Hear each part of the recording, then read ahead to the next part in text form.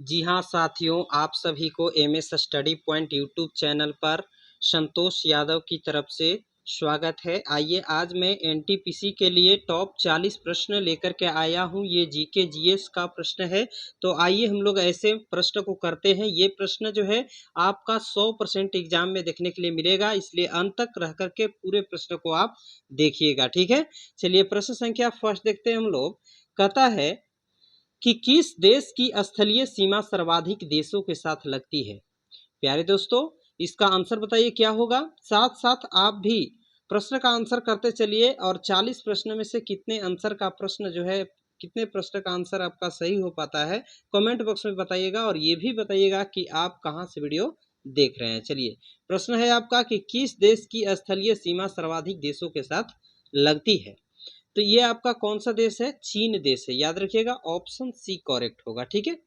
चलिए अब हम लोग जान लेंगे कि चीन देश जो है इसकी 14 देशों के साथ सीमा लगती है। तो वो कौन कौन से देश हैं? तो इसमें आपका भारत आ जाएगा, रूस आ जाएगा, नेपाल आ जाएगा, पाकिस्तान आ जाएगा, अफगानिस्तान आ जाएगा, भूटान आ जाएगा, वियतनाम आदि आदि, मतलब इसके अलावे भी और है, ठीक है। यह रूस के साथ संयुक्त रूप से शीर्ष पर है। इसके बाद प्रश्न देखिए नेक्स्ट नंबर 2 कहता है कि बैरोमीटर के पठन में तेजी से गिरावट किस बात का सूचक है, ठीक है।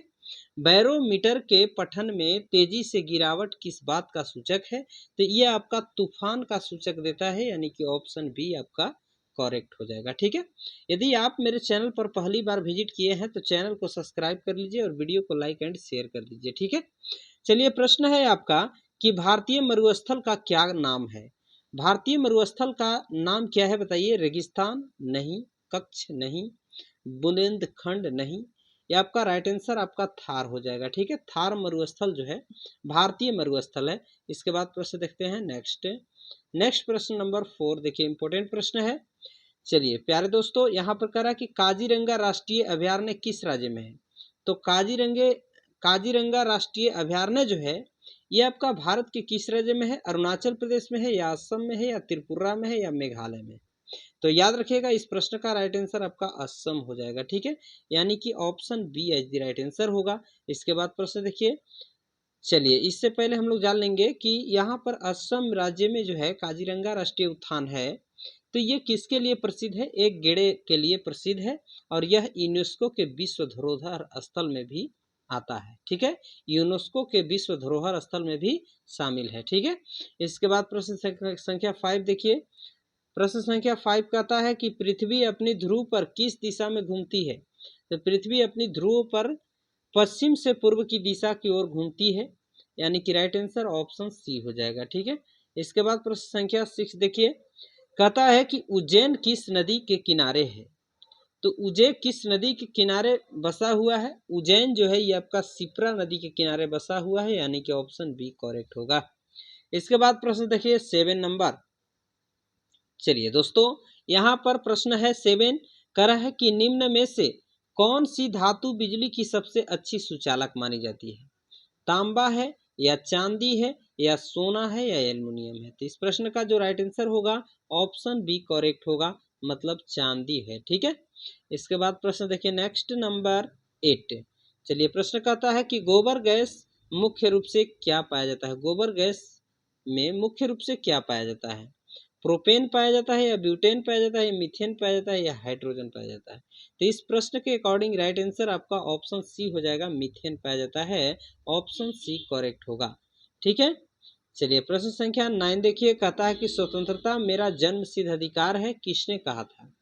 स्वतंत्रता मेरा जन्मसिद्ध अधिकार है, यह कथन किसने कहा था। तो याद रखिएगा महात्मा गांधी नहीं कहे थे, भगत सिंह नहीं कहे थे, सुभाष चंद्र बोस नहीं। आपका राइट आंसर क्या बच जाएगा आपका लोकमान्य तिलक, यानी कि ऑप्शन सी करेक्ट होगा, ठीक है। इसके बाद प्रश्न संख्या 10 देखिए। प्रश्न संख्या 10 नंबर कहता है कि राज्यसभा के सदस्यों का चुनाव कितने अवधि के लिए किया जाता है। तो राज्यसभा के सदस्यों का चुनाव जो है आपका 4 वर्ष के लिए नहीं होता है, 5 वर्ष के लिए नहीं होता है, आजीवन के लिए भी नहीं होता है, यानी कि 6 वर्ष आपका करेक्ट आंसर होगा, ऑप्शन सी, ठीक है। इसके बाद प्रश्न देखिए 11। कहता है कि हिंदी भाषा की लिपि कौन सी है। तो हिंदी भाषा गुजराती लिपि नहीं है, बंगाली नहीं है, उर्दू नहीं है, आपका देवनागरी करेक्ट होगा, यानी कि ऑप्शन सी करेक्ट हो जाएगा। ठीक है, इसके बाद प्रश्न संख्या 12 देखिए, कहता है कि हमारी आकाश गंगा का नाम क्या है? तो क्या नाम है? गैलेक्सी नहीं, सौर मंडल नहीं, तारामंडल भी नहीं, दुगध मेखला, यानी कि सी आपका करेक्ट आंसर होगा। इसके बाद प्रश्न देखिए 13 नंबर कहता है कि हिंदी भाषा का पहला समाचार पत्र कौन सा था? तो हिंदी भाषा का समाचार पत्र बताइए कौन सा है? यहाँ पर समाचार सुधारक नहीं होगा, हिंदी बंधु नहीं होगा, भारत मित्र नहीं होगा, Udant Martand, option B correct होगा। ठीक है, और यहाँ से यदि आप प्रश्न देखते हैं तो जो भी प्रश्न है मैं बताते चलूं कि ये प्रश्न ऐसे प्रश्न है जो आपका हर एग्जाम में देखने के लिए मिलता है। रेलवे द्वारा जो भी एग्जाम लिया गया है उसमें आपका ये प्रश्न जो है रिपीटेटेड प्रश्न है, बार बार पूछे जाने वाले प्रश्न है। ठीक है, देखिए ये प्रश्न जो है आपका कई बार एग्जाम में रेलवे के द्वारा पूछा गया है। देखिए कह रहा है कि रामचरितमानस किस बोली में लिखी गई है? बताइए किस बोली में लिखी गई है या किस भाषा में लिखी गई है? तो इस प्रश्न का आंसर जो होगा अवधी होगा, यानी कि ऑप्शन सी करेक्ट होगा। रामचरितमानस जो है अवधी भाषा में लिखी गई है। इसके बाद प्रश्न देखिए 15 नंबर कहता है कि हरियाणा के राज्य कवि कौन कहलाते हैं? बताइए हरियाणा के राज्य कवि कौन कहलाते हैं? इस प्रश्न का राइट आंसर क्या होगा? पंडित लक्ष्मीकांत होगा? नहीं। सुभाष चंद्र बोस होगा? नहीं। रामधारी सिंह? नहीं। उदय भानु हंस बिल्कुल करेक्ट होगा, यानी कि ऑप्शन डी ही आपका करेक्ट हो जाएगा। ठीक है, चलिए अब आपका एनटीपीसी के लिए समय भी बहुत कम है, कम के मतलब बिल्कुल कम, इसलिए आप जो जहां से वीडियो देख रहे हैं पूरे प्रश्न को देखिए और अंत तक बने रहिए। ये जो भी प्रश्न मैं दे रहा हूं आपका वीवीआई प्रश्न दे रहा हूं, सिलेक्टेड प्रश्न है, आपका सिलेक्शन जरूर दिलाएगा, 100% दिलाएगा। कह रहा है कि आधुनिक ओलंपिक खेलों की शुरुआत कब और कहां हुई थी? ठीक है, एमसीक्यू का टाइप का प्रश्न है। तो ओलंपिक खेलों की शुरुआत कब और कहां की गई थी? ये आपका 1896 ईस्वी में एंथेक्स में किया गया था, यानी कि ऑप्शन बी करेक्ट होगा, एंथेस। ठीक है, इसके बाद प्रश्न संख्या 17 देखिए, कह रहा है कि भारत के किस खेल में ओलंपिक में 8 स्वर्ण पदक जीतते हैं?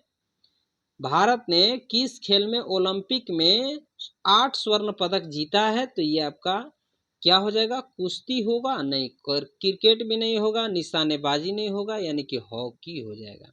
Option C as the right answer. Question number 18 कह रहा है कि भारत ने हॉकी में आखिरी बार स्वर्ण पदक कब और कहां जीता? इस प्रश्न का आंसर बताइए क्या होगा? तो भारत ने आपका 1980 में मॉस्को में हॉकी में आखिरी बार स्वर्ण पदक जीता था, यानी कि बी ऑप्शन करेक्ट होगा।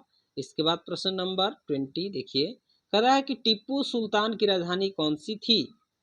टीपू सुल्तान की राजधानी कौन सी थी? मैसूर थी? नहीं। हैदराबाद भी नहीं, आपका तंजावुर नहीं था। याद रखिएगा ये वाला प्रश्न जो है, सॉरी ऑप्शन जो है यहाँ पर है श्रीरंगपट्टनम, यानी कि ऑप्शन बी करेक्ट होगा। ठीक है, याद रखिएगा। इसके बाद प्रश्न संख्या 19 देखेंगे, ओलंपिक खेलों का आयोजन कितने वर्षों में के बाद होता है? देखिए ये इस प्रश्न का आंसर आप लोगों को पता होगा। ओलंपिक खेलों का आयोजन जो है कितने वर्षों के बाद होता है? तो हर 4 वर्ष के बाद होता है, मतलब प्रत्येक 4 वर्ष के बाद बोल सकते हैं।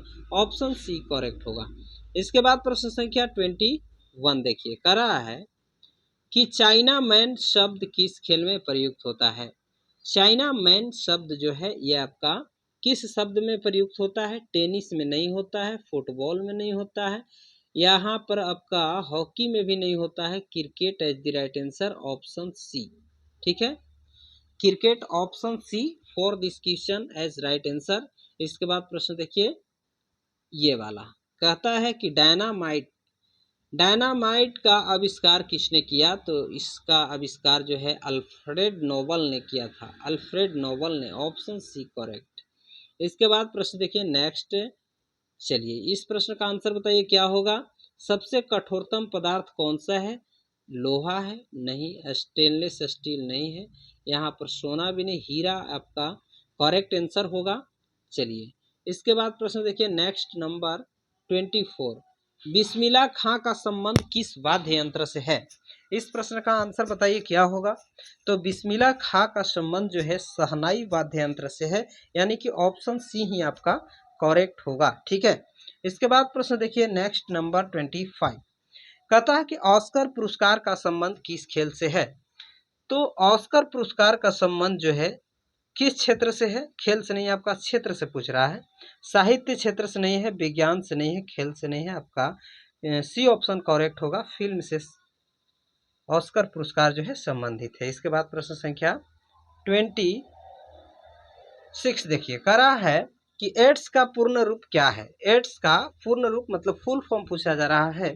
तो एड्स का फुल फॉर्म होता है एक्वायर्ड इम्यूनो डिफिशियंसी सिंड्रोम। ठीक है, यानी कि ऑप्शन सी करेक्ट होगा। ठीक है, इसके बाद प्रश्न देखिए 27, कहता कि जलियांवाला बाग में गोलीबारी का आदेश किसने दिया था?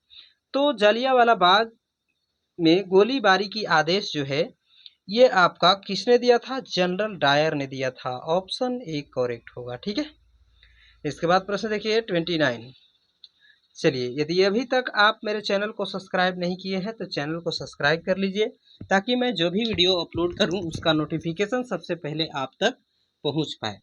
तो यहाँ पर प्रश्न है कि पटना का प्राचीन नाम क्या था? पटना का प्राचीन नाम क्या था? बताइए क्या था? पाटलिपुत्र आपका करेक्ट आंसर होगा, ऑप्शन सी, यानी कि पाटलिपुत्र पटना का प्राचीनतम नाम था। देखिए यहाँ पर बोला जा रहा है कि प्राचीन समय में पटना को पाटलिपुत्र कहा जाता था, जो मौर्य और गुप्त वंश की राजधानी भी रहा करा है। कौन? पटना। ठीक है, इसके बाद प्रश्न देखिए 29, कहता है कि दिल्ली में लाल किला किसने बनवाया था? तो ये आपका शाहजहां ने अपनी बेगम मुमताज की ख्याल में बनाई थी। इसके बाद प्रश्न देखिए 21, कह रहा है कि नेताजी सुभाष राष्ट्रीय खेल संस्थान कहाँ स्थित है? तो इस प्रश्न का आंसर बताइए क्या होगा? पटियाला हो जाएगा, ऑप्शन बी करेक्ट होगा। ठीक है, इसके बाद प्रश्न संख्या देखिए 30 नंबर, कहता है कि दिल्ली में लाल किला किसने बनवाया था? तो ये शाहजहां हो जाएगा, रिपीटेड प्रश्न है। प्रश्न संख्या 32 देखिए, कहता है कि आगा खां कप किस खेल से संबंधित है? तो आगा खां कप जो है किस खेल से संबंधित है? हॉकी से, यानी कि प्रश्न बी, ऑप्शन बी आपका करेक्ट होगा। इसके बाद प्रश्न संख्या हम लोग 33 देखेंगे, कह रहा है कि वांदीपुर अभयारण्य किस राज्य में स्थित है? तो वांदीपुर अभयारण्य जो है आपका कर्नाटक में स्थित है, ऑप्शन सी करेक्ट होगा। ठीक है, इसके बाद प्रश्न संख्या 34 देखिए, कहता है कि वाफ इंजन का आविष्कार किसने किया था? तो ये आपका जेम्स वाट ने किया था, ऑप्शन बी करेक्ट होगा। इसके बाद प्रश्न संख्या देखिए 36 नंबर, कह रहा है कि किस भारतीय राज्य की राजभाषा अंग्रेजी है? किस भारतीय राज्य की राजभाषा अंग्रेजी है? तो ये आपका नागालैंड राज्य का राज्य भाषा अंग्रेजी है, यानी कि ऑप्शन सी करेक्ट होगा। इसके बाद प्रश्न संख्या 35 नंबर देखिए, कहता है कि रेडियो का आविष्कार किसने किया था? तो रेडियो का आविष्कार मार्कोनी ने किया था, ऑप्शन बी करेक्ट होगा। इसके बाद प्रश्न देखते हैं हम लोग नेक्स्ट। चलिए तो प्रश्न संख्या हम लोग देखेंगे 37। ठीक है, यहाँ पर प्रश्न कहता है कि भारतीय राष्ट्रीय कांग्रेस के प्रथम मुस्लिम अध्यक्ष कौन था? ठीक है, तो मुस्लिम अध्यक्ष कौन था बताइए? भारतीय राष्ट्रीय कांग्रेस का प्रथम मुस्लिम अध्यक्ष जो थे ये आपका बदरुद्दीन तैयब जी थे, यानी कि ऑप्शन सी करेक्ट होगा। ठीक है, इसके बाद प्रश्न संख्या हम लोग देखेंगे 38, कहता है कि भारत के प्रथम गृह मंत्री कौन थे? तो भारत के प्रथम गृह मंत्री जो थे सरदार वल्लभ भाई पटेल थे। और अभी वर्तमान में बताइए भारत का गृह मंत्री कौन है? इसका आंसर आप लोग कमेंट बॉक्स में बताइएगा। ठीक है, चलिए प्रश्न संख्या हम लोग 39 देखेंगे, करा कि संसार की प्रथम महिला प्रधानमंत्री कौन थी? तो इस प्रश्न का राइट आंसर आपका श्री माओ भंडारे नायके हो जाएगा, यानी कि प्रश्न संख्या 39 का ऑप्शन सी करेक्ट होगा। ठीक है, इसके बाद प्रश्न संख्या यहाँ पर आपका लास्ट कर जाता है। ठीक है, आज का वीडियो यहीं आपका समापन होता है, मिलते हैं नेक्स्ट वीडियो में, तब तक के लिए थैंक्स। यदि आप लोगों को प्रश्न अच्छा लगा तो आप मेरे चैनल को सब्सक्राइब कर लीजिए और वीडियो को लाइक एंड शेयर कर दीजिए। ठीक है।